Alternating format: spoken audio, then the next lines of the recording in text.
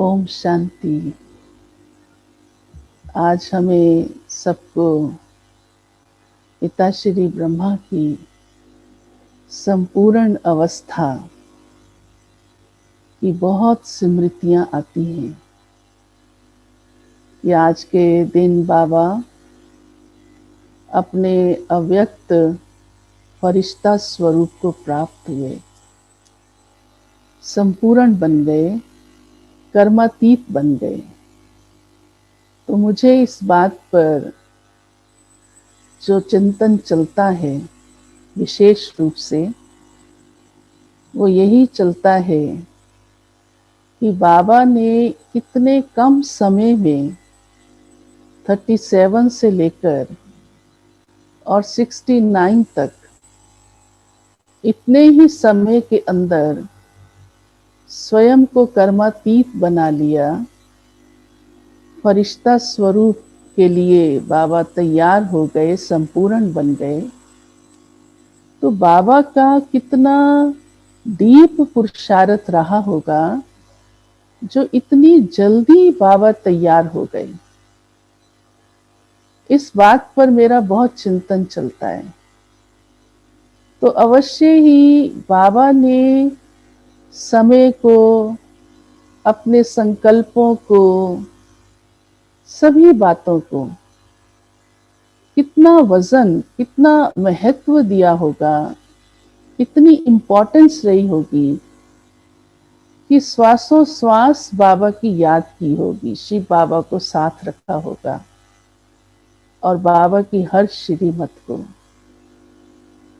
तो शुरू से ही जो बाबा की हम जीवन कहानी में बाबा के पुरुषार्थ की बात सुनते हैं, तो बाबा का बहुत, शिव बाबा की दी हुई हर श्रीमत पर पूरा ही सिंसियरली भी एक कॉमन शब्द लगता है, लेकिन बड़ा गहराई से अटेंशन रहा।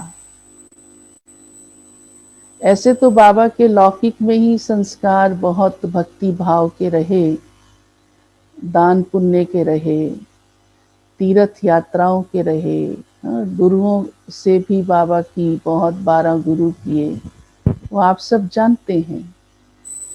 तो जब शुरू शुरू में बाबा के अंदर शिव बाबा आए ही थे, बाबा पहले से ही सत्संग चलाते थे, अपने घर पर ही गीता पढ़ते थे, रोज पढ़ते थे, सत्संग चलता था।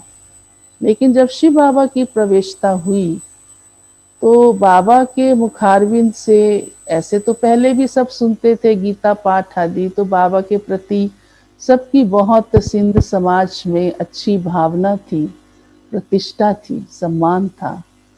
लेकिन जब शिव बाबा की प्रवेशता हुई और बाबा सुनाते थे तो अनेकों को साक्षात्कार हो जाता था। तो दादी ऑलराउंडर ने हमको बताया, शुरू शुरू की बात है ये, एकदम जब तक ओम मंडली नाम भी नहीं पड़ा था, उससे भी पहले की बात है। तो बाबा जैसे सत्संग चलाते थे ये सबको पता ही था, लेकिन शिव बाबा आ गए ये सबको नहीं समझ में आया था। वो तो बाद में धीरे धीरे जो समर्पित हो गए उनको निश्चय बैठता गया। तो ऑलराउंडर दादी जो गुलजार दादी की लौकिक माता जी हैं, अब तो अव्यक्त हो चुके हैं 1993 में, तो उनकी मामी लौकिक बड़ी रिच फैमिली में थी। तो उन्होंने दादा को, क्योंकि लौकिक रीति से भी दादा का बड़ा नाम मान शान था और बाबा सत्संग चलाते हैं, लक्की बाबू का बड़ा अच्छा सत्संग होता है, और शिव बाबा की प्रवेशता हुई तो और अधिक उसका जो नजदीक के लोग थे वो समझने लगे। तो उन्होंने इनवाइट किया था बाबा को अपने लौकिक स्थान पर कि बाबा आकर वहाँ सत्संग कराए। तो सारे परिवार को, जैसे होता है घर में कार्यक्रम, तो सभी तरफ के लोग आते हैं, काफी बड़ी सभा थी। तो दादी ऑलराउंडर भी अपने लौकिक परिवार से गई थी, सत्संग में बैठी थी। तो ऐसे सत्संग बाबा का चलता था, 2-3 दिन बाबा वहाँ रहे भी, और अपने लौकिक घर में भी चलता था। तो दादी ने कहा, मैं सभा में बैठी थी और बाबा बोल रहे थे, तो बाबा जब बोल रहे थे, मुझे बाबा के चेहरे से लाइट लाइट लाइट दिखाई दी, बस गोलाकार प्रकाश फैल रहा है और चमक रहा है, चमक रहा है। तो कहा मैं उसमें इतना खो गई, सुध बुध खो बैठी, जैसे ट्रांस में चली गई, और मुझे कुछ नहीं पता चला, बस वो प्रकाश ही प्रकाश मुझे दिखाई दे रहा है। तो बाबा का बोलना पूरा हुआ, सत्संग पूरा हुआ, तो कई उठ उठ के जाने लगे, सभी चले गए। तो मैं तो उसी ट्रांस में चली गई थी। तो फिर एक बहन ने मुझे हाथ लगाया, ये जैसे पूरा हो गया, सब उठ गए हैं। तो मेरी आंख खुली और मैंने देखा तो बाबा सामने बैठे हैं। तो बाबा ने मुझे बुलाया अपने पास, बातचीत की, और बाबा समझ गए। तो मैंने बाबा को कहा, बाबा मुझे तो सिर्फ लाइट लाइट लाइट दिखाई। फिर बाबा ने कुछ 4 लाइन कहा, बच्ची जानती हो ये दुनिया कैसी है, और इसके बाद जो आएगी दुनिया वो कैसी होगी। तो कहती है मेरे को इतना जैसे एकदम बुद्धि खुल गई कि ये दुनिया इतनी खराब, और आने वाली दुनिया ऐसी नहीं होगी। तो बाबा का शुरू में ही देखो, जैसे ही शिव बाबा की प्रवेशता हुई, तो बाबा ने स्वयं को देह से न्यारा, मैं हूँ, ये देह नहीं हूँ, मैं आत्मा हूँ, ये अंदर ही अंदर बाबा की ऐसी सोच कॉन्शियस बनती गई।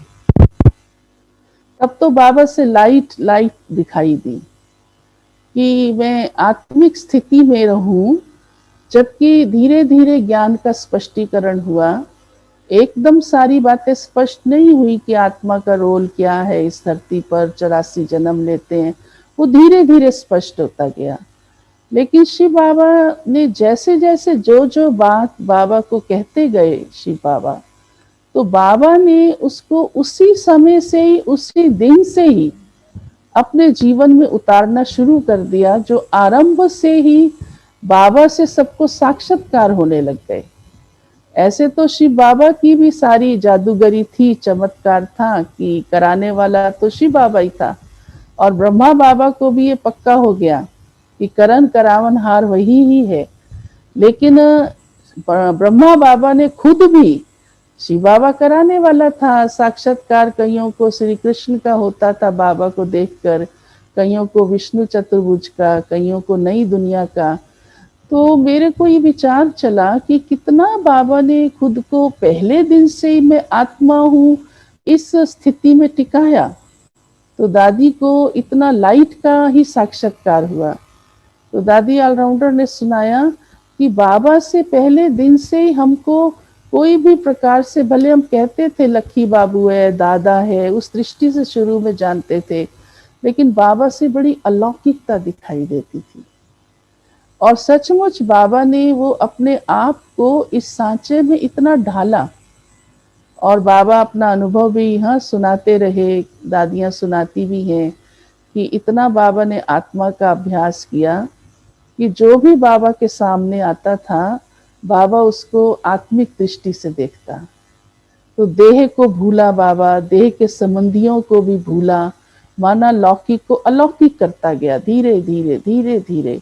तो बाबा के सामने बाबा की युगल आती तो भी बाबा सोचते ये युगल नहीं, ये यशोदा नहीं, ये आत्मा है, ये आत्मा है। ऐसे ही ब्रिजेंद्रा दादी सुनाती, सामने दादी आ रही है, लेकिन बाबा की दृष्टि ये नहीं होती थी कि ये राधे है, या ये बहू है, या ये ब्रिजेंद्रा है, लेकिन ये आत्मा है, ये आत्मा है। तो पहले दिन से ही डीपली बाबा दैहिक नातों को चेंज करता गया, अलौकिक बनाता गया। उसी दृष्टि से बाबा ने देखना शुरू कर दिया। और वो अंदर अंदर, बाबा ने कोई मुख से बार बार वर्णन नहीं किया इस बात का, मैं ऐसे देखता हूँ, ऐसे सोचता हूँ। ज्ञान दिया, और ज्ञान देने वाला भी शिव बाबा ही था, ब्रह्मा मुख से वही बोलते थे, और ब्रह्मा बाबा भी बोलते थे। लेकिन खुद को बाबा ने तैयार करना शुरू कर दिया। तो पहले दिन से बाबा ने पुरुषार्थ की ऐसी रफ्तार रखी, तो मैं ये समझती हूँ कि वो रफ्तार बाबा की कितनी सूक्ष्म और तीखी रही, जो इतनी जल्दी बाबा संपूर्ण बन गए, अव्यक्त बन गए, ये व्यक्त भान बाबा का धीरे धीरे चला गया और बाबा संपूर्ण हुए। तो एक बार बाबा की जो लौकिक छोटी बच्ची सबसे, उसका नाम सूर्या है, वो आई थी यहाँ दिल्ली पांडव भवन में। शुरू शुरू की बात है, 80s के आसपास की बात है। तो जब पांडव, उनको कुछ ही वर्ष हुए थे, तो वो हमारे ही कमरे में रही थी तब। तो मैंने उनसे कई बातें पूछी। तो मैंने कहा, वो क्योंकि वो समर्पित भी नहीं थी, बॉम्बे में ही रहती थी लौकी घर के अंदर। हाँ, थोड़ा टाइम तो शुरू में ही, जब यज्ञ की भट्ठी स्थापना का समय था, तब तो सब एक साथ रहे ही वहाँ पर। तो उसने सुनाया, हमने पूछा कि आपको शुरू शुरू में कैसा लगता था? आप तो छोटी थी उस समय, आपको तो इतना ज्ञान भी नहीं था, ये समझ में आया कि शिव बाबा आया है। तो उसने कहा, नहीं, हमें हमें ये समझ में ऐसे नहीं आया एकदम। तो सुनाया कि बाबा का हम बच्चों से बड़ा प्यार होता था, बाबा ने बच्चों को बड़ी अच्छी पालना दी और कभी किसी को नाराज नहीं किया। और बाबा, सारा परिवार ही बाबा का बहुत खुश, सदा रॉयल ढंग से रहने वाला। और बाबा देखता था जो बच्चे की जो इच्छा है, बाबा वो पूरी भी करता था। बाबा उसमें देर नहीं लगाता था। या कोई को जैसे होता ना, पेरेंट्स अच्छा देख लेंगे या बिजनेस में व्यस्त रहते हैं तो इतना ध्यान नहीं दे पाते, ऐसा भी नहीं था। बहुत अच्छी तरह बाबा ने अपने बच्चों को पालना दी। तो बच्चों का भी उतना ही बाप के प्रति मोह भी हो जाता है। तो कहा, मेरा, मैं तो बहुत लाडली पली थी, बहुत ज्यादा। तो बाबा घुमाने भी ले जाता था, गोदी में बिठाता था, साथ खिलाता था। तो कहा, जब शिव बाबा की प्रवेशता हुई, हमें तो ये नहीं समझ में आया था शिव बाबा गॉड फादर या हाँ सुप्रीम। तो कहा, और कोई आते थे जब सुनते थे तो उनको तो आकर्षण होता था और उनको कईयों को साक्षात्कार भी होता था। तो कितनी यज्ञ में कन्याएं माताएं समर्पित होती गईं, माना उसे यज्ञ तो बाद में कहा गया, लेकिन बाबा के पास आती गईं। अब वो तो कराने वाला तो शिव बाबा का ही काम था, वो समर्पित होते गए। तो बाबा तो लौकिक से अलौकिक होता जा रहा था। तो एक दिन क्या हुआ कि मैं बाबा के पास ही खड़ी थी, बाबा बैठे हुए थे। तो 2-3 कन्याएं माताएं आई बाबा के पास। तो बाबा उनको देखने लगे, बातचीत करने लगे और बाबा ने उनको भी प्यार से बात की, पास में बिठाया। तो बाबा का ध्यान का मेरी तरफ गया नहीं। तो मुझे बहुत फील हो गया और इतना फील हो गया, मैं जैसे नाराज हो गई और वहां से भाग गई। जैसे डिस्टर्ब हो जाते हैं ना, नाराज हो जाते हैं, और अपने कमरे में जाके बहुत रोई मैं। तो सारा दिन बीत गया। फिर बाबा को ध्यान आया कि आज सूर्या बच्ची दिखाई नहीं दे रही। तो बाबा ने जसोदा से पूछा, जो उनकी युगल थी, कहा, सूर्या कहाँ है? तो जसोदा ने तब बताया बाबा को कि वो तो बहुत नाराज है, बहुत डिस्टर्ब है और वो रो रही है। तो बाबा ने बुलाया उसको। तो बाबा ने उससे पूछा, तो बाबा ने फिर उसको समझाया। तो कहा, मुझे ये समझ में नहीं आया कि ये क्या, बाबा औरों को प्यार कर रहा है, बाहर से आई हुई हैं ये कन्याएं, उनको इतनी वैल्यू दे रहा है, और ये तो मेरा पिता है और मेरी तरफ बाबा ने ध्यान ही नहीं दिया। तो कहा, हम बाबा को लौकिक पिता की रीति से ही देखते रहे काफी समय तक। फिर समझ में आया कि बाबा अभी सिर्फ हमारा लौकिक पिता नहीं, ये सिर्फ हम बच्चों का पिता नहीं, ये तो अब सबका पिता है और सभी को उसी दृष्टि से ही देख रहे हैं। ये बेहद का बाबा है, ये सिर्फ अभी हमारा बाबा नहीं। का हम जो समझते रहे हमारा ही हक है, हमारा ही पिता है, हमको ही पालना देने वाला है, का वो धीरे धीरे हमको समझ में आया। टाइम लग गया हमको ना, बाबा को टाइम नहीं लगा, क्योंकि बाबा की दृष्टि तो बदलती गई और सभी के प्रति पिता की बन गई, बेहद भाव की बन गई। और जो भी आते बाबा उनसे ऐसे ही मिलते जैसे उनको भी बाबा ने पालना देनी है, और उनके प्रति भी बाबा उसी दृष्टि से कि ये सब मेरे बच्चे हैं। तो इतनी जल्दी बाबा की जो वृत्ति थी वो सबके प्रति ऐसी बेहद की बन गई कि मैं अब सिर्फ इनका पिता नहीं, सबका पिता हूँ। और सचमुच तभी तो शिव बाबा ने भी उनको हाँ प्रजापिता ब्रह्मा की उपाधि दी। तो वह कैसे इतना बेहद में चला गया, कमाल है ब्रह्मा बाबा की, जो इतना बाबा को एकदम हद से निकला। और जैसे एक बाबा कहते हैं ना कि इतना वैराग आ जाए हद से, जो देह के संबंध हाँ दैहिक रूप से ना दिखाई दे, नहीं तो वो रग्गे बहुत मुश्किल टूटती हैं। अभी देखो कितना कितना साल हो जाता है ज्ञान में चलते चलते, 10 साल 20 साल 30 साल, फिर भी देह के संबंधों की रग्गे निकलती नहीं है। बड़ा मुश्किल होता है। हाँ, ज्ञान से योग से हम बदल गए सब, हर एक का पुरुषार्थ भी अपना अपना है। हाँ, कितना किसने अपना बुद्धि योग डिटैच किया लौकिक संबंधों से, परंतु फिर भी देखो कहीं ना कहीं सूक्ष्म कोई रग चली जाती है, या किसी लौकिक संबंधी को देखते ही एकदम कईयों का तो मुंह में पानी आ जाता है, वाह मेरा भाई आया है, हाँ मेरा बच्चा आया है, इतने टाइम बाद आया है। कितनी सूक्ष्म रगे है ना। तो ब्रह्मा बाबा ने कैसे वो सूक्ष्म रगें अपनी निकाल दी, चेंज कर दी, जो अन्य आत्माओं को भी इतनी इम्पोर्टेंस दी और इतना उनको अपनापन दिया, इतना उनको जैसे कहेंगे गले से लगाया कि ये सब मेरे बच्चे हैं, चाहे किस भी परिवार से आए। हाँ, सब भिन्न भिन्न परिवारों से आए थे।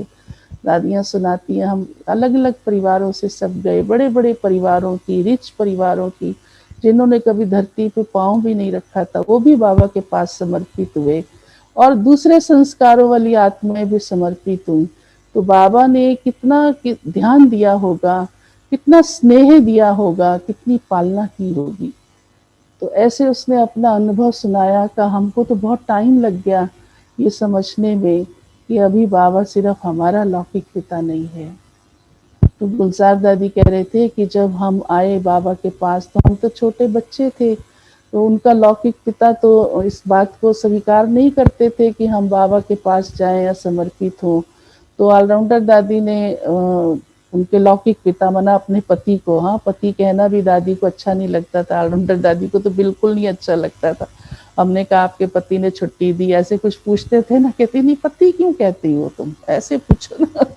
तो कहा कि उन्होंने गुलजार को बाबा ने बोर्डिंग खोली, तो क्योंकि अच्छे अच्छे परिवारों के धनाढ्य फैमिली से बच्चे उसमें दाखिल हुए, तो कहा मेरे को भी मेरे लौकिक पिता ने मना गुलजार को भी ऑलराउंडर दादी ने सुनाया हाँ कि इनके लौकिक पिता ने उसमें बोर्डिंग में दाखिल कराया।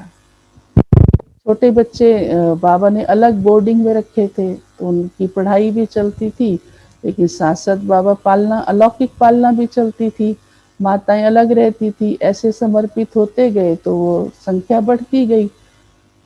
तो कहा कि हम छोटे छोटे बच्चे सुबह सुबह हाँ उठना, कैसे बाबा राजकुमारी की तरह हमारी पालना करता था, और जिनकी ड्यूटी माना सेवा की जिम्मेदारी दी हुई थी, तो वो बहुत प्यार से बाबा गाइड करता था कैसे इनको रखना है। यहाँ तक कि का लौकिक माँ बाप भी ब्रश पर जो है वो टूथपेस्ट लगा के दे हर समय, कोई ज़रूरी नहीं होता, एक बार सिखा देते हैं बच्चे को कि अब अपने आप लगा लो, लेकिन हमको जो देखने वाली होती थी, हमारी जो केयर टेकर होती थी, वो आकर के रोज़ सुबह कैसे उठाना है और ब्रश पे पेस्ट लगानी है, ये सारा करती थी। और बीच बीच में बाबा मिलने आता था। तो विशेष बात ये कि कहा हमको कोई इतनी ज्ञान की गहराई शुरू में नहीं थी, लेकिन बाबा की जो वृत्ति थी, सोच थी, वो बहुत दूरदर्शी थी। जैसे त्रिकालदर्शी शिव बाबा पिता बाप, हाँ ब्रह्मा बाबा को भी उसी स्टेज पर मास्टर त्रिकालदर्शी स्टेज पर ले आए। तो बाबा कहा हमको देख करके ऐसे प्यार से हमारा हाथ ऐसे करके मुख को उठा के, अच्छा बच्ची तुम विश्व का कल्याण करोगी। तो दादी कहती हमें समझ ही नहीं आता था विश्व का कल्याण का, हमने तो कुछ देखा ही नहीं था, हमें तो ये भी नहीं पता था कि भारत कैसा है। तब तक पार्टीशन भी नहीं हुआ था, पूरा भारत ही कहलाता था। हिंदुस्तान पाकिस्तान तो 1947 में बना, ये उससे पहले की बातें हैं सारी, हाँ 1937 की बातें हैं। तो कहाँ, हम तो ये भी नहीं सोच सकते थे कि सारा भारत कैसा, हम तो कहीं गए ही नहीं थे, बाहर निकले ही नहीं थे। सिंध मालूम था, और छोटे बच्चों को तो सिंध का भी इतना पूरा नहीं मालूम था, वरना आसपास कौन से और स्थान है, शहर है, इतना ज्ञान नहीं था। लेकिन बाबा हमको देख करके ऐसी दृष्टि देता था, और इतने प्यार से, जैसे वो होता है ना, पिता देखता है और गले लगाता है, तो हमको देखकर बाबा कहता था विश्व का कल्याण करोगे। अब कहाँ विश्व, सोचो जरा। और आज देखो, हाँ हम देख रहे हैं ना, सब अनुभव कर रहे हैं ना, वही दादियाँ, हाँ, जो छोटेपन में आई। उस समय रतनमणि दादी की आयु 11 वर्ष की थी, प्रकाशमणि दादी की आयु 14 वर्ष की थी, मम्मा की भी 14 वर्ष की थी। तो कहा, हम तो खैर छोटी थी, तो बोर्डिंग में थी, 8 वर्ष की थी। तो बाबा ने कैसे हमारा भविष्य उस समय जान लिया था कि यही मेरी बच्चियां विश्व का कल्याण करेंगी। तो उस समय तो विश्व की डेफिनेशन भी का नहीं पता थी। और आज सचमुच बाबा ने कैसे हम सबको इतनी बड़ी सेवा पर रख दिया। दादी कहती है, गुलजार दादी का, और सचमुच स्थूल रूप से भी भ्रमण कराया। हाँ, दादी जानकी का भी मालूम है आप सभी को, दादी गुलजार भी, पूरा भारत तो क्या, पूरा विश्व, कहाँ कहाँ, जहाँ जहाँ बाबा के केंद्र खुलते गए, और समय समय पर जाती रही। हाँ, ईश्वरीय पालना देती रही। तो सचमुच बाबा की वृत्ति, सोच, हाँ, बुद्धि कितनी बेहद में चली गई, और कितनी दूरंदेशी बन गई। सोचो जरा डीपली। हाँ, हम भी कई बार, आज के टाइम पर भी कई बार सोच नहीं पाते कल क्या होगा, और कंफ्यूज हो जाते हैं कई ब्राह्मण तो, विनाश होगा नहीं होगा, कब होगा, कैसे होगा, क्या होगा। तो ये सोचने की जरूरत नहीं, लेकिन त्रिकालदर्शी त्रिलोकीनाथ पिता को साथ रखा, माना तो अभी हमको समय के, आज के इस सेकंड की वैल्यू को समझ कर चलना है। तो जब हम उस समय की वैल्यू को समझ कर चलते हैं, तो फ्यूचर अपने आप सामने आ जाता है, और वैसा ही आता है जैसा हम प्रेजेंट में सोच कर चलते हैं। तो उस समय से बाबा की इतनी वृत्ति जो है वो बेहद में थी। ऐसे ही बाबा की हम पुरुषार्थ की सारी अन्य बातें भी देखते हैं, तो बाबा के अंदर रॉयल्टी बहुत थी, संस्कारों की रॉयल्टी, स्वभाव की रॉयल्टी। और वो रॉयल्टी वास्तव में बाबा की अपनी खुद के निजी संस्कारों से ही थी, प्योरिटी के। तो शिव बाबा ने तो प्योरिटी की धारणा कराई ही सबको। वो तो बाबा का पहला स्लोगन ही हम बच्चों के लिए यही है, पवित्र बनो, योगी बनो। लेकिन ऑलरेडी ब्रह्मा बाबा के अंदर ये संस्कार थे, भक्ति भाव के कारण भी थे, शुद्धता के, स्वच्छता के, सच्चाई के, हाँ, सत्यता के, सफाई के, ये संस्कार थे। और इसीलिए बाबा को सब लाइक करते थे। तो दादी ने कहा, राजाओं का भी बाबा में बहुत फेथ होता था। तो बाबा ने एक बार खुद सुनाया पर्सनली। बाबा ने कहा कि मैं राजाओं के पास जाता था ना, तो एक बार एक राजा ने, राजा जाने वाला था, उनकी कोई मीटिंग थी, और मैं पहुंचा राजा के पास। तो राजा को कुछ व्यापार से ही कनेक्टेड कुछ ज्वेलरी की लेन देन करनी थी। तो उस समय उसने बातचीत की राजा ने बाबा के साथ, लेकिन राजाओं के मन में बाबा के प्रति इतना जैसे एक विश्वास और एक इतना सच्चा स्नेह उनके प्रति आकर्षण था कि बाबा जो है, वो तो दादा लक्की कहते थे कि बहुत रॉयल है, और बहुत सच्चाई वाला है, और बहुत जैसे एक आत्मीयता होती है ना, ऐसी है। तो दादी ने सुनाया कि बाबा ने बताया कि कैसे राजाओं की सभा लगती है इस कलयुग के अंदर भी, तो बड़ी कायदे से लगती है। हाँ, ये प्रजा राज्य तो बाद में हुआ ना सारा, पहले तो भारत में भी राजाएं होते थे, और राजाओं का जरूर है सब कुछ बड़ा सिस्टमेटिकली, बड़ा रहन सहन अच्छा, हाँ, कायदे मुजीब सब होता है। तो वो राजा ने बाबा को कहा, चलो लक्की बाबू मेरे साथ चलो, अब हमारी जो सभा होने वाली है। वो उनकी बहुत व्यक्तिगत सभा थी, उसमें वो किसी को भी नहीं ले जाते थे, लेकिन राजा का बाबा के प्रति जो एक श्रद्धा थी, एक बाबा की रॉयल्टी को देखते हुए, बाबा की जीवन की सच्चाई को देखते हुए, नहीं तो ऐसे किसी व्यापारी के प्रति थोड़ा बन सकती है, तो बाबा के जीवन में वो क्वालिटी थी। तो बाबा को वो लेके गए, तो बाबा ने बताया, इसलिए बताया, बाबा ने कहा देखो सतयुग में भी जब हमारी राज्य दरबार होगी ना, वो बहुत अच्छी होगी। तो आज भी राज्य दरबार की मुरली में बाबा ने बात कही ना, तो मुझे ये बात भी याद आ गई साथ साथ, इसीलिए आपसे शेयर कर रही हूँ। तो फिर कहा कि मैं जब गया तो सारे बड़े कायदे से बैठे हुए थे, क्योंकि उनकी ऑफिशियल मीटिंग थी, थे परिवार के सदस्य। तो सबसे ऊपर जैसे राजा बैठता है, फिर राजा के आगे जो उसके सहयोगी होते हैं, सुपुत्र, फिर कैसे आगे वाले बैठे, फिर कैसे वो रानियां बैठी, और सबके मस्तक पे ताज था। और कहा राजा को बड़ा ताज था, और दूसरे जो थे उनको और छोटा था, और जो छोटे राजकुमार थे उनको बहुत छोटा छोटा ताज था। तो कहा बाबा ने कि राजा मुझे लेकर गए अपने उसी सभा के अंदर और साथ में बिठाया। तो इतना बाबा का जीवन, जैसे लौकिक में भी भले था व्यापारी वाला, लेकिन संस्कारों में बाबा का एक राजाई संस्कारों वाला ही जीवन था। तो गुलजार दादी बता रही थी कि बाबा ने हमें वो दृश्य सुनाया और कहा देखो बच्चे, ऐसे आज कलयुग की दरबार भी इतने कायदे मुजीब लगती है, हाँ सिस्टम से लगती है, रॉयल्टी से लगती है, तो हमारी सतयुग की दरबार तो कितनी कायदे मुजीब होगी, सिस्टमेटिकली होगी, और कितनी ज़्यादा रॉयल होगी, कितनी शोभनीय होगी। तो ऐसे बाबा के भक्ति के संस्कार भी बहुत रॉयल हुआ करते थे। लौकिक जीवन के संस्कार बाबा के रॉयल हुआ करते थे। उनकी तो बहुत चरित्र और बहुत कहानियां हैं। बाबा दान बहुत करते थे, और जब बाबा दान करते थे तो बाबा के अपने अंदर ऐसे नेचुरल स्वभाव था कि बाबा उसका वर्णन नहीं करते थे। और अक्सर करके बाबा अपने साथ बहुओं को, बेटियों को, हाँ बच्चों को साथ ले जाते थे और उनके हाथ से करवाते थे, और बाबा खुद ही उनको निकाल के देते थे, अब ये दान करो।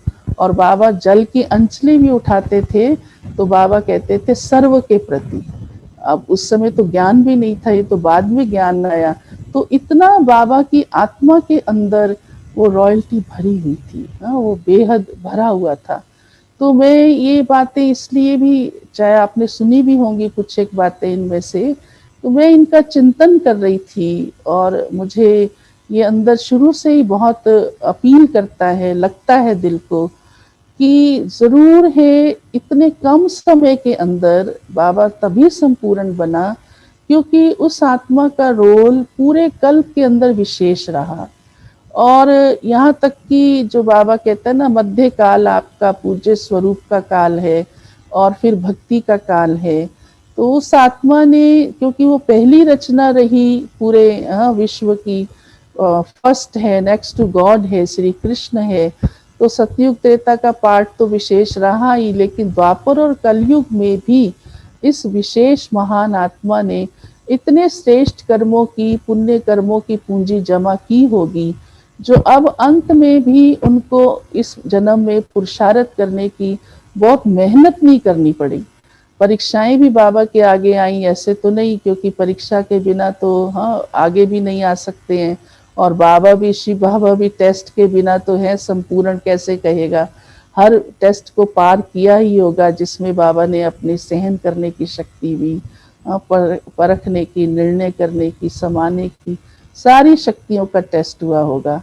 आज भी हमारे आगे कई बार कोई बातें आती हैं तो मैं यही बात याद करती हूँ कि देखो, नहीं तो मुझे पता ही नहीं चलेगा कि मेरे अंदर सहन शक्ति अभी 100% नहीं है।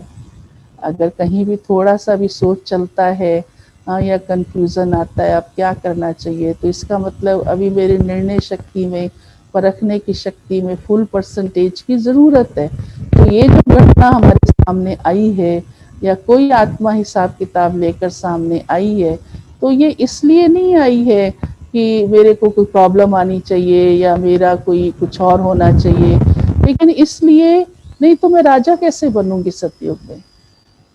जब तक ये सारी बातें मेरी 100% ठीक नहीं होंगी, सारी शक्तियों से मैं संपन्न नहीं बनूंगी आत्मा, तो मेरा भविष्य कैसा बनेगा। तो ये सारी बातें मुझे राजा बनाने के लिए आई हैं। तो कई बार ऐसे लगता है कि सचमुच ब्रह्मा बाबा ने भी अपने जीवन में इस काल के अंदर, हाँ, अलौकिक जीवन में प्रजापिता ब्रह्मा के बाबा ने उनको एक उसके निमित्त रखा, विश्व को बदलने के, स्थापना के, और पालना भी उनको ही निमित्त बनाया विष्णु रूप से। तो जरूर है क्वेश्चन पे नहीं होना चाहिए जी।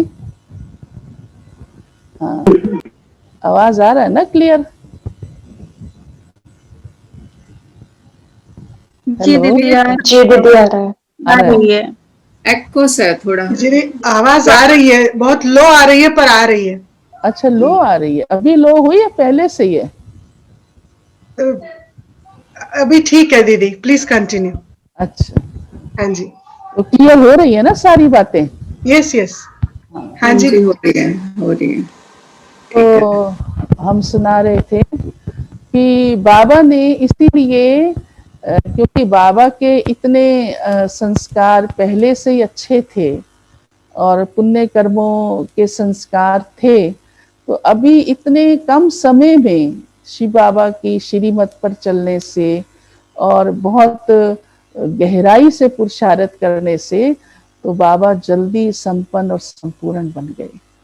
तो जरूर है, हमको भी तो वो सारी परीक्षाएं पार करनी ही पड़ेंगी ना। हाँ, ऐसे तो नहीं बन जाएंगे। भले हम ब्रह्मा बाबा है, हम उनके बच्चे हैं, परंतु हम सबका भी लक्ष्य है कि हम बाप समान बन जाएं, फॉलो फादर करते जाएं, जैसे ब्रह्मा बाबा ने किया, कदम पर कदम रखते जाएं।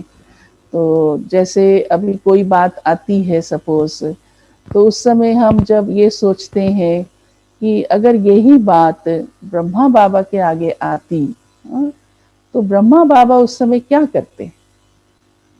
सपोज कोई बात आई, हाँ, कोई समस्या आई, चाहे किसी के आगे, आज के समय में हम सुन रहे हैं इस कोरोना टाइम में कईयों के आगे धन की समस्या भी आई है।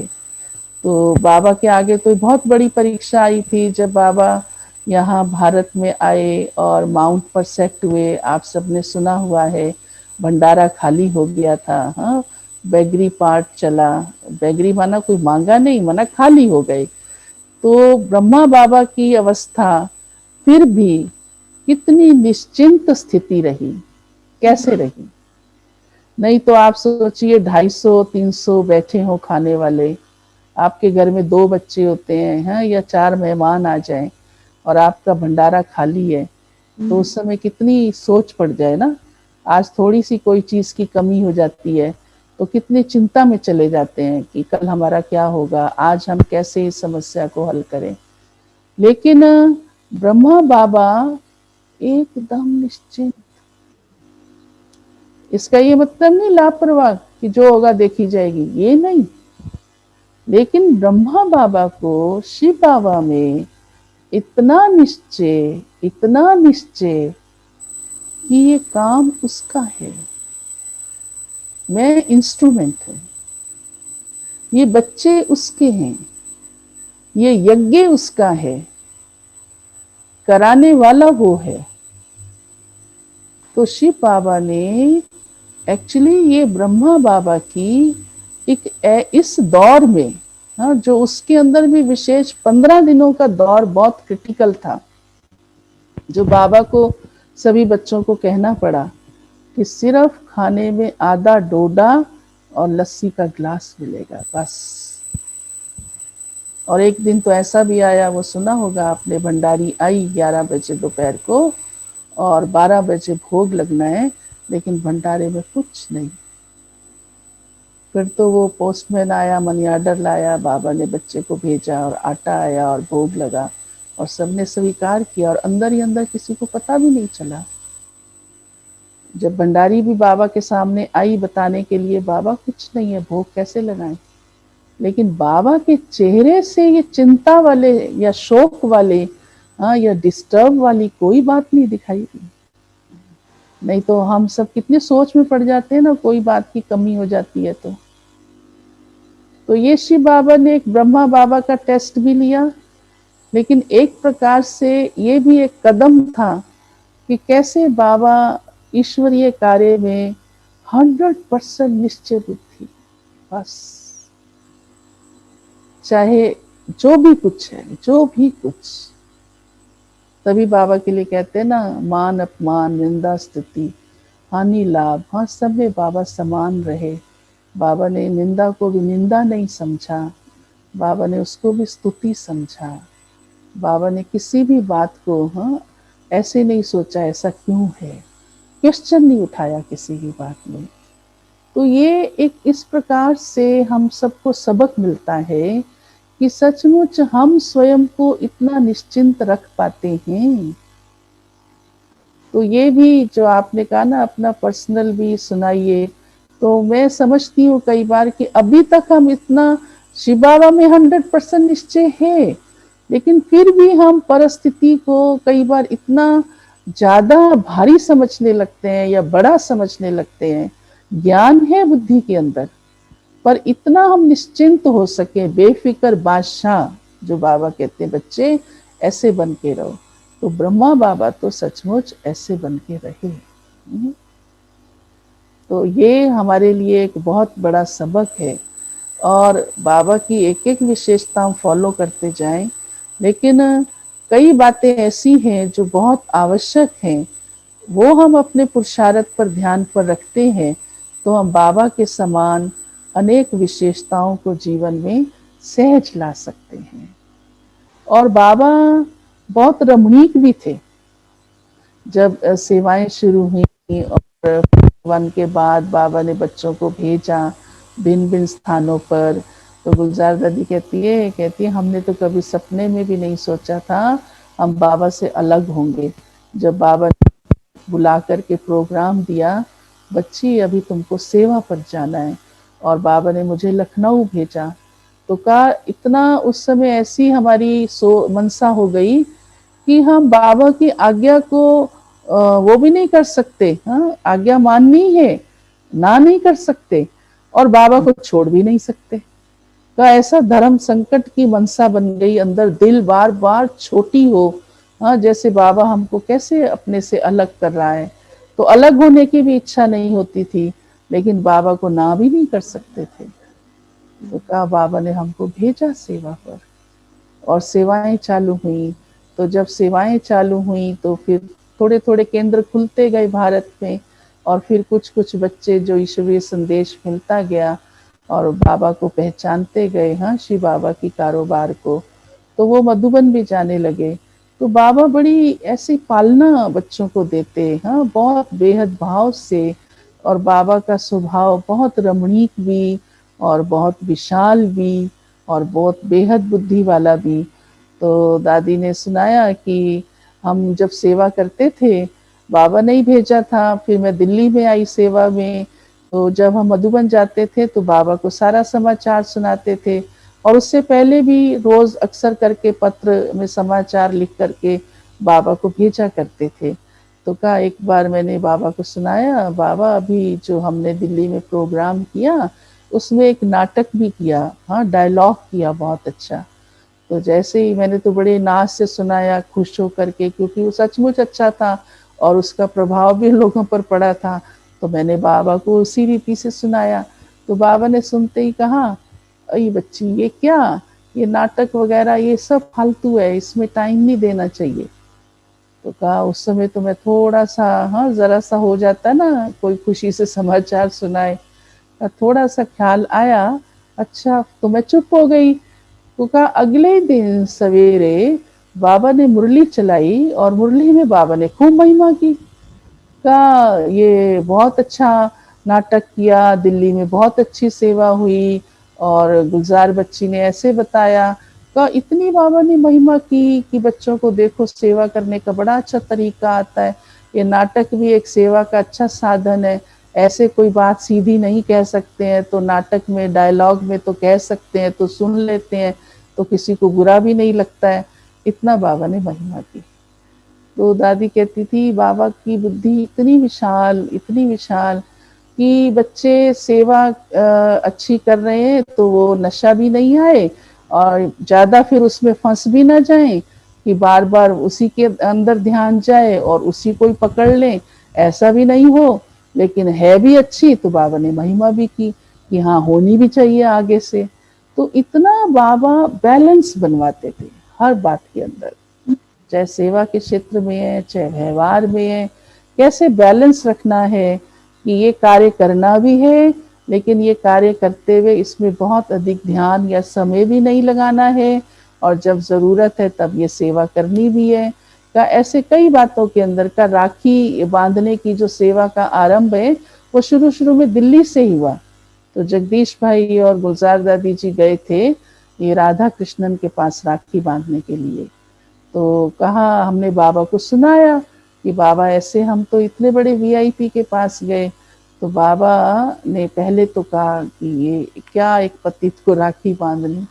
फिर बाबा ने कहा नहीं, ये तरीका बहुत अच्छा है, ऐसे उनको नहीं तो कैसे संदेश मिलेगा पवित्रता का, कैसे उनको प्रेरणा देगी, तो मेरी बच्चियां ही तो जाके बताएंगी। तो कैसे बाबा बैलेंस बनाता था हर बात का कि उस सेवा की इम्पोर्टेंस भी हो और उस सेवा को सिर्फ उसमें फंस भी ना जाए। इतनी विशालता बाबा की होती थी। तो कई बार कई क्या सोचते हैं, आज तो बाबा ने ऐसा कहा, कल ऐसा कह दिया, ऐसा क्यों हुआ। तो ये भी सोचने की जरूरत नहीं है। तो ब्रह्मा बाबा का जीवन इतना जैसे गहराई वाला भी था और इतना ऊंचाई वाला भी था और इतनी विशालता वाला भी था। तो कैसे हर बात का बैलेंस रखना है ये बाबा खुद भी रखते थे और औरों से भी रखवाते थे।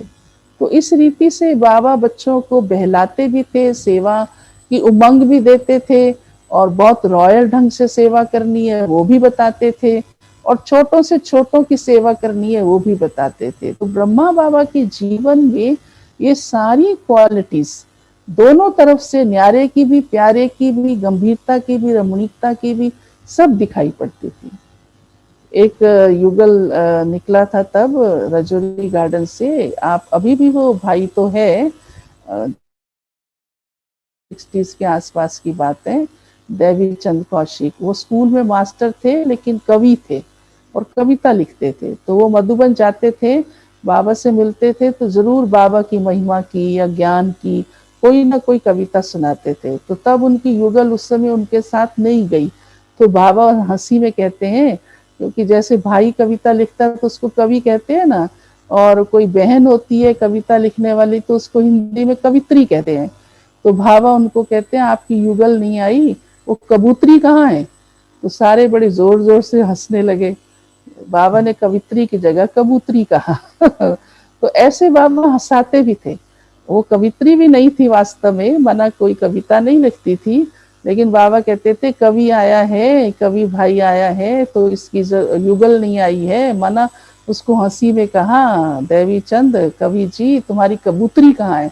कबूतरी समझा, कबूतर की नर नारी होता ना कबूतरी। तो ऐसे ऐसे बाबा सबको बहुत बहलाते भी थे, हंसाते भी थे।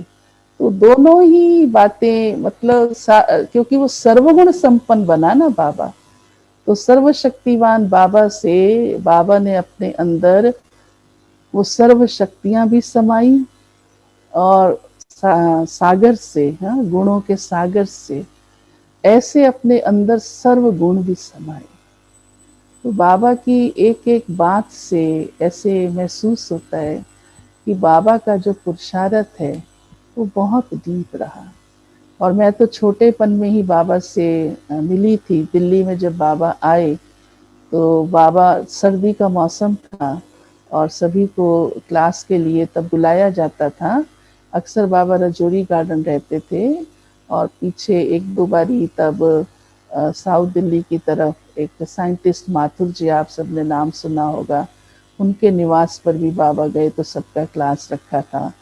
तो बाबा जब आते थे तो फिर जो भी सेंटर्स खुले हुए थे, उस समय थोड़े से ही होते थे, 4-6 सेंटर्स थे, तो सब वहाँ पहुँचते थे।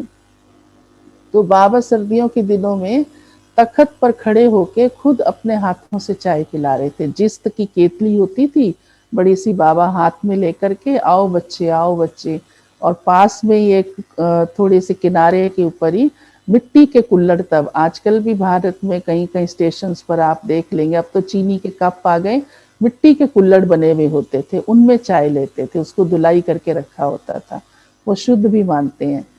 तो जैसे ही हम गए, आते जा रहे थे सब भाई बहने और हॉल में जाना होता था, तो बाबा कहते आओ बच्चे आओ चाय पियो। तो हमारी मम्मी और मैं जैसे ही सामने गए, तख्त पर बाबा खड़े थे और हाथ में चाय की केतली थी, तो हमारी मम्मी ने वो कुल्हड़ उठाया और बाबा से चाय ली।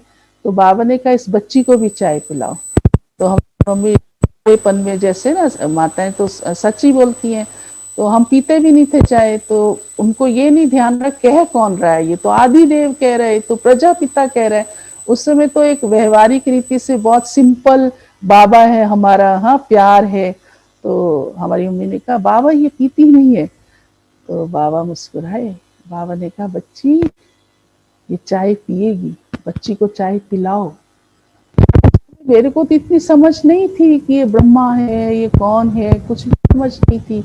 तो हमारी मम्मी ने तब तक, बाबा ने कहा है तो मना, पिलानी है, पहले तो मना कर दी।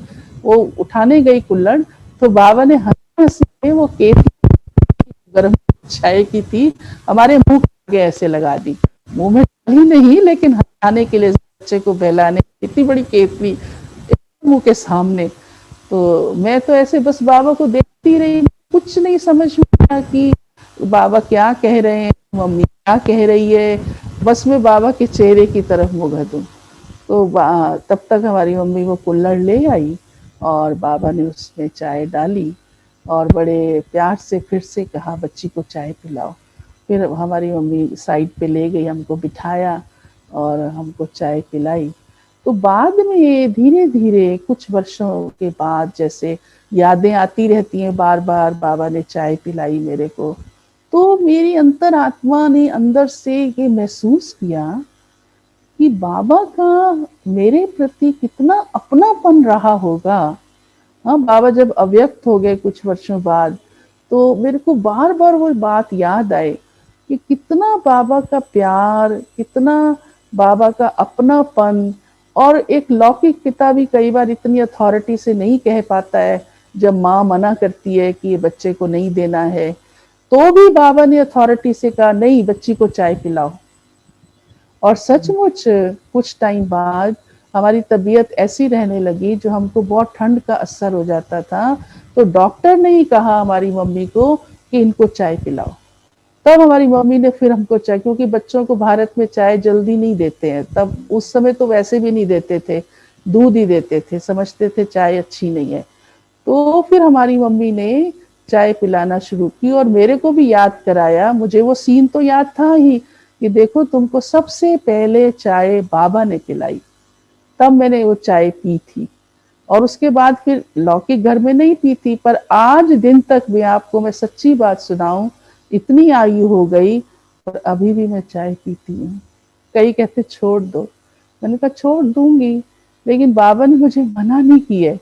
और दूसरा, अभी तक मेरी तबीयत को वो नुकसान नहीं कर रही है, मुझे सूट ही कर रही है। आज दिन तक भी हमारी तबीयत को चाय माफी खाती है। तो कहने का अर्थ है कि ब्रह्मा बाबा का वो दूरदर्शिता कितनी रही होगी, जैसे कहेंगे कोई ज्योतिष ही हो, हाँ, जैसे भविष्य ही जानता हो कि बच्ची की सेहत के लिए ये ठीक है, और अथॉरिटी से बाबा ने कहा। तो बाबा के अंदर जैसे एक नॉलेज से, दूरदर्शिता से, विशालता से इतनी अथॉरिटी थी कि बाबा किसी बात के अंदर शायद ज्यादा सोचते भी नहीं होंगे, ऐसा मैं समझती हूँ। कोई बार बार बाबा को कई संकल्प करने की जरूरत नहीं पड़ती होगी, ऐसा करें या नहीं करें, क्योंकि वो, हाँ, ऑलमाइटी की डायरेक्ट रचना जिसके अंदर स्वयं शिव बाबा बैठा है, तो वो अथॉरिटी बाबा के अंदर जबरदस्त थी। और बच्चों के प्रति एक अपनापन भी जबरदस्त था। और एक बार मधुबन में, जैसे क्योंकि हम बच्चे होते थे तो खेलते रहते थे, कई बार मुरली क्लास में थोड़ा बैठे थोड़ा गए, छोटी आयु थी ना, 9-10 वर्ष की आयु में क्या होता है। और तब इतनी गहराई भी, आज के बच्चे बड़े होशियार हैं, बड़ी जल्दी, हाँ, हर बात को नेगेटिव पॉजिटिव ले लेते हैं। उस टाइम के हम बच्चे भी बहुत भोले भाले सीधे साधे होते थे, जहाँ हमें कहते थे वहां बैठ जाते थे, कहते थे खेलो तो खेलने चले जाते थे। तो बाबा सौगात दे रहे थे, तो मुझे वो बात जैसे कुछ कुछ बातें मेमोरी में बैठ जाती है। तो बाबा के सामने वैरायटी सौगातें पड़ी थी और बाबा अपने कमरे में ही हमको बुलाया, हमारी मम्मी भी साथ थी। और बाबा के पास में संतरी दादी तब ज्यादा सारा देख रेख करती थी। कोई भी चीज बाबा को चाहिए होती थी तो संतरी दादी लेके आती थी। तो बाबा ने संतरी दादी को कहा था सौगातें ले आओ। तो मैं भी बैठी थी, मम्मी भी बैठी थी। तो बाबा मुझे उनमें से सफेद फ्रॉक उठा के देने लगे, लेकिन मेरा ध्यान बार बार जो है दूसरी सौगातों में था। उनमें एक छोटा छोटा पाउच था, जो बहनें रखती है ना अपने पास, छोटा सा पाउच, और उसमें बाहर त्रिमूर्ति का चित्र बना हुआ था। तो इस कारण से मेरा ध्यान बार बार उस त्रिमूर्ति के चित्र पर जाए, जिसमें ब्रह्मा विष्णु शंकर और ऊपर शिव बाबा। ये शुरू शुरू में बाबा ने खुद बनवाए थे और वो पाउच भी बाबा ने बॉम्बे से बनवाए थे। तो मेरा ध्यान बार बार उस त्रिमूर्ति के चित्र के कारण उस पाउच पर ही, कि बाबा मुझे इतनी बड़ी गिफ्ट, वो जो सफेद फ्रॉक दे रहा है, उस तरफ ध्यान नहीं। तो बाबा समझ गए। तो बाबा ने कहा अच्छा बच्ची क्या चाहिए? तो मैंने वो सफेद फ्रॉक तो ली नहीं और वो पाउच की तरफ उंगली कर दी, बाबा ये। तो बाबा ने तब मुझे कहा कि बच्ची ज्ञान रत्नों की बहुत शौकीन है। उस समय मुझे खुद ज्ञान समझ में नहीं था कुछ भी, ये भी नहीं मालूम था त्रिमूर्ति का चित्र है, इसका अर्थ क्या है। लेकिन वो त्रिमूर्ति ब्रह्मा विष्णु शंकर उस पे छपे हुए थे, वो मुझे अट्रैक्ट कर रहे थे। तो बाबा उससे समझ गए जैसे, और सचमुच हमारा धीरे धीरे ज्ञान के अध्ययन में इंटरेस्ट बैठता गया और मैं साहित्य को पढ़ती थी, लौकिक पढ़ाई पढ़ते हुए भी। जब मैं समर्पित भी हो गई तो उससे पहले मैंने कोई ट्रेनिंग नहीं ली थी, कोई कोर्स नहीं कराया था, लेकिन डायरेक्ट ही दादियों से सुनते सुनते और मुरली पढ़ते पढ़ते सारी बातें स्पष्ट होती गई। तो मैं तब खुद ही बैठ के पढ़ती रहती थी, जो भी साहित्य था जगदीश भाई का लिखा हुआ या शुरू का, वो सब थोड़ा थोड़ा जो टाइम मिलता था ऑलराउंडर दादी के पास बैठ के भी, या एक स्टूडेंट से दूसरा स्टूडेंट आना है तो भी बैठ के मैं पढ़ती रहती थी।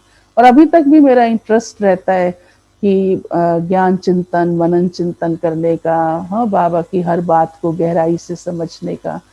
तो वो उस समय के बोले हुए, हाँ, ब्रह्मा बाबा के मुख के शब्द, महावाक्य आज मेरे लिए वरदान है जीवन के अंदर, जो मेरा मनन चिंतन में बहुत इंटरेस्ट रहता है।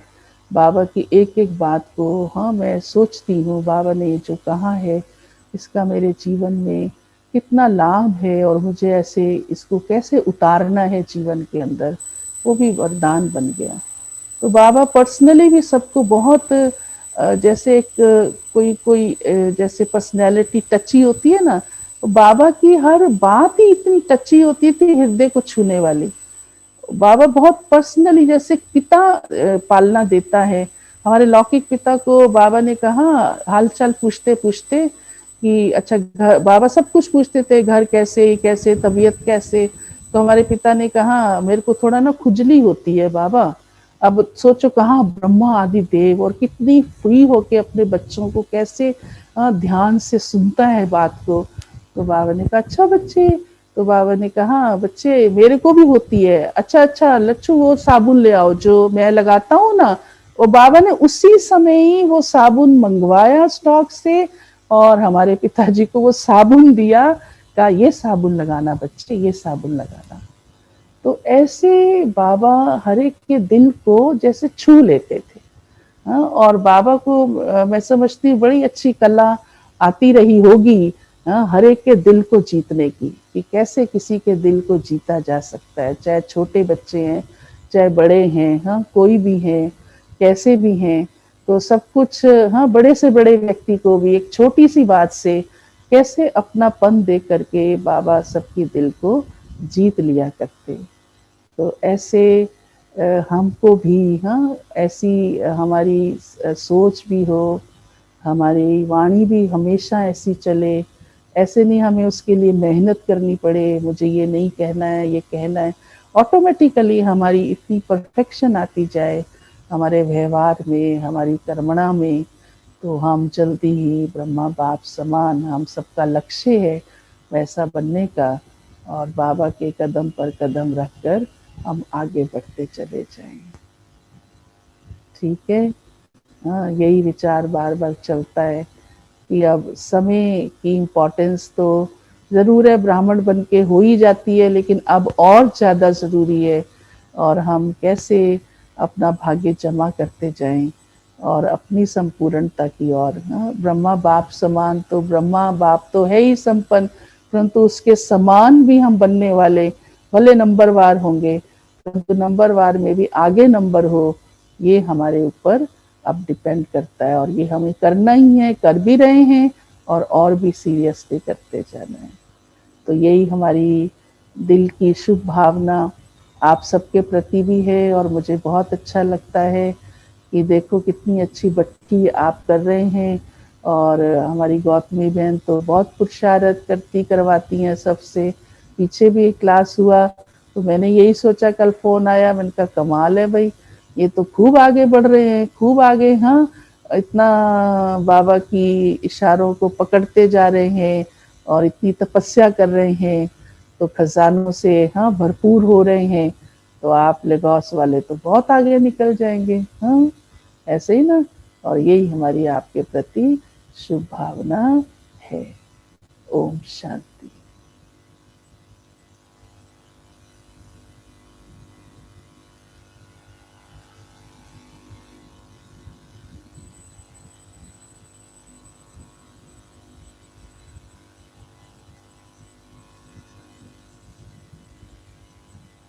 ठीक है जी दीदी, जी दीदी जी।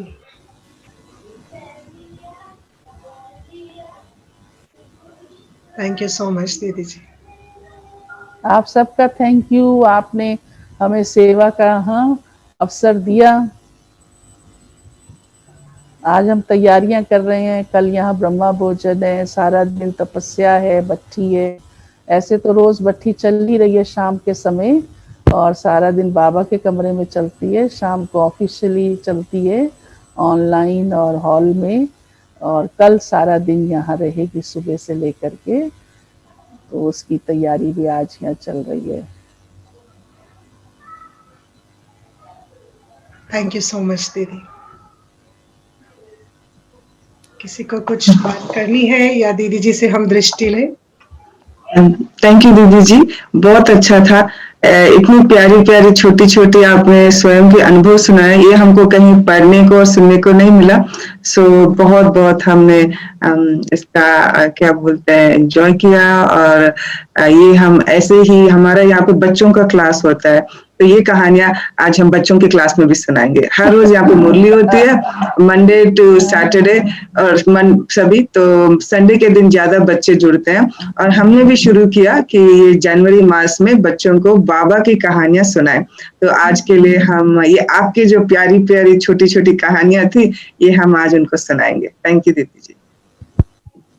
ओके। दीदी जी, ये गीता बहन है फ्रॉम लंदन, अच्छा तो वहाँ के बच्चों के क्लासेस को कोऑर्डिनेट करते हैं, अच्छा। कंडक्ट करते हैं। कोऑर्डिनेट, हाँ। बहुत और अच्छा। गौतमी बहन मेरी लौकिक बहन भी है। अच्छा, वेरी गुड।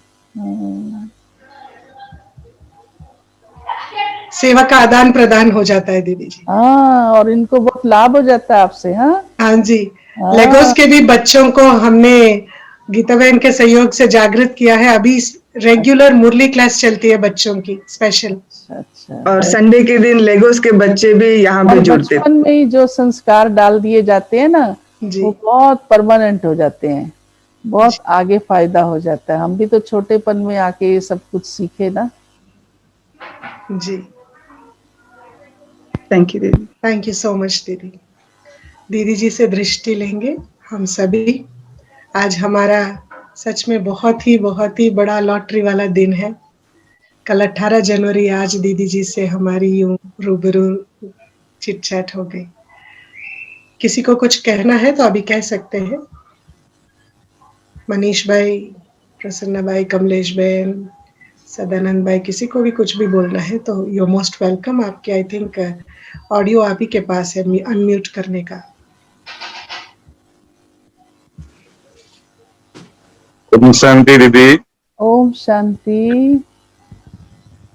ब्रह्मा बाबा के बारे में जितना दादी से हम लोग सुन के आ रहा है, जितना भी सुनते हैं उतना नया लगता है और खत्म तो नहीं होगा। बहुत अच्छा लगता है सुनकर के। आपसे बहुत सुना, अच्छा लगा दीदी। Om Shanti. Thank you. Om Shanti sister. Om Shanti. कहने को तो आप दिल्ली के चकाचौंध के करोल बाग के बाजार में हैं, पर आज की मुरली के हिसाब से और आपके एक्सपीरियंस के हिसाब से, और मैं कहूंगी कि आप दिल्ली के दरबार में हैं। बाबा के वरदान को आप वो संपूर्ण कर रहे हैं और स्वरूप भी हैं, और बस this is what I wanted to say, you are doing a wonderful job there. तो आपसे जरूर मुलाकात होगी whenever I am in Delhi. हाँ, थैंक यू। जरूर आइए। बहुत अच्छा लगा आपका एक्सपीरियंस सुन के। तो आप सब भी दिल्ली दरबार में ही शामिल हैं। बाजार। थैंक यू दीदी, थैंक यू। सबको यहाँ ही राज्य करना है ना। उस समय आपका लेगोस भी दिल्ली के एरिया में आ जाएगा। आ जाएगा आ ही जाएगा। अभी लेगोस के दिल वालों के दिल तो जुड़ गया दिल्ली से। तो बस जब दिल जुड़ गया तो फिर क्या बात है, सत्युग में तो जुड़ना ही जुड़ना। बिल्कुल। Gautami sister is doing a wonderful job. आप जैसे को मिलवा रही हैं वरिष्ठ सिस्टर्स को, ब्रदर्स को। सो बहुत अच्छा लगा आपका सुन के। और बाबा का निमित्त का कोई बड़ा पार्ट नहीं होता है, सबसे बड़ा होता है। लेकिन हाँ, देने वाला बाबा सबको दे रहा है। हाँ जी। थैंक यू सो मच दीदी। Everyone round of applause. यहाँ विशेष ये फूल आपके लिए दीदी जी। अच्छा थैंक यू। ये इस सीजन का ये पहला फूल खिला है। अच्छा। It is for your in thanks. Thank you so much. स्वीकार किया। हाँ। ओम शांति। शांति। सभी वीडियो ऑन करके दीदी जी से दृष्टि लेंगे।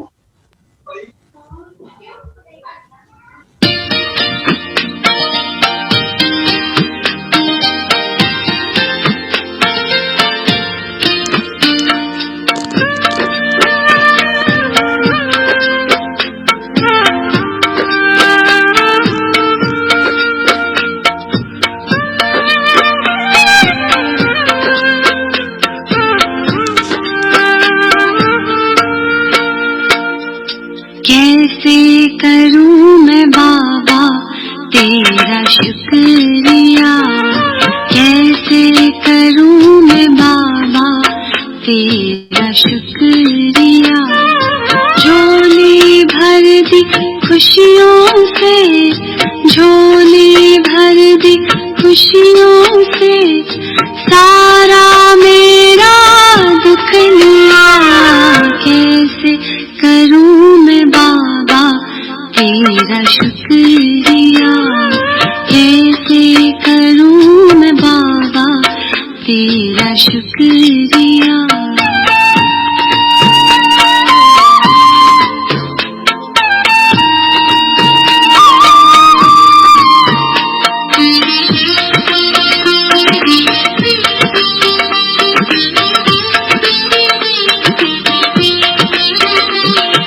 जब भी आते हो सुख लाते हो, जब भी आते हो सुख लाते हो, फूलों से दामन भर जाते हो। जीवन मिल गया, खिल गया। ओ कैसे करूं मैं बाबा तेरा शुक्रिया, कैसे करूं मैं बाबा तेरा शुक्रिया।